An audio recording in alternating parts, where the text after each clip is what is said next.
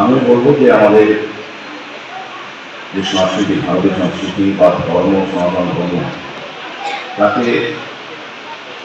এটা খুব প্রাচীন, তাকে তুলে ধরা বর্তমান এবং আগামী প্রজন্মের কাছে এই ধরনের অনুষ্ঠানে প্রয়োজনীয়তা আছে। এখানে প্রত্যেকেই বক্তা যারা আলোচনা রেখেছেন বলেছেন আমাদের ভারতবর্ষের সংস্কৃতি বা সনাতন ধর্ম খুব প্রাচীন। এটা যে অনুসরণ করে সারা বিশ্বে আমি বলবো সংস্কৃতি এবং ধর্ম পরিমণ্ডল তৈরি হয়েছে।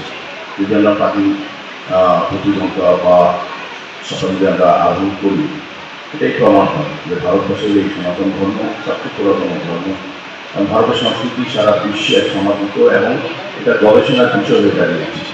তো কাজেই আমাদেরও এই ধর্ম বা সনাতন ধর্মকে আরও সমৃদ্ধি করার ক্ষেত্রে বা তাকে প্রসারিত করার ক্ষেত্রে আমাদের কিছু যারা এই ভারতবর্ষের নাগরিক আমাদের জাতীয় শহরে বা আমরা যারা হিন্দু আছি আমাদের 12 মাসে বলে থাকে যে 13 শ্রাবণ হবে। আসলে 12 মাসে যদি আমরা নিষেধ করি ঠিক করে তাহলে মনে হয় 13 থেকে আরো বেশি হবে।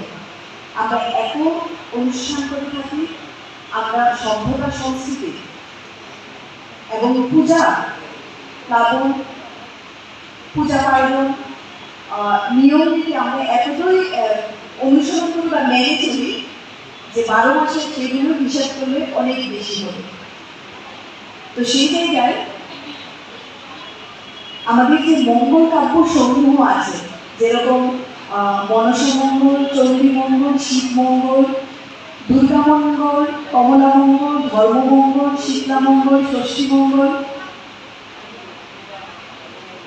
লক্ষ্মী পাইচালি, শনিদেবের পাইচালি, ধান্য পূর্ণিমা পাইচালি, ষষ্ঠী দেবের পাইচালি, সূর্য ব্রতের পাইচালি, কর্মজীবনে এবং ধর্মের যে সংমিশ্রণ সেইগুলির অনুষ্ঠান, সেগুলির উৎসব। এছাড়াও আমরা প্রত্যেকদিন বর্তমানে আমরা আধুনিক যুগের সঙ্গে চলছি, ডিজিটালাইজেশনে আমরা ব্যস্ত সকাল থেকে রাত পর্যন্ত, কারণ আমাদের কর্মের সঙ্গে এটা যুক্ত হয়ে গেছে। ডিজিটালাইজেশন ছাড়া আমরা কোনো কর্মই করতে পারছি না। এআই প্রযুক্তিতে আমরা চলছি, এআই সিস্টেমে আমরা চলছি।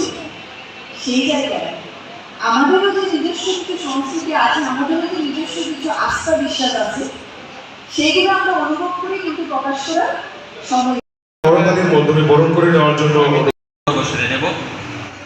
আমাদের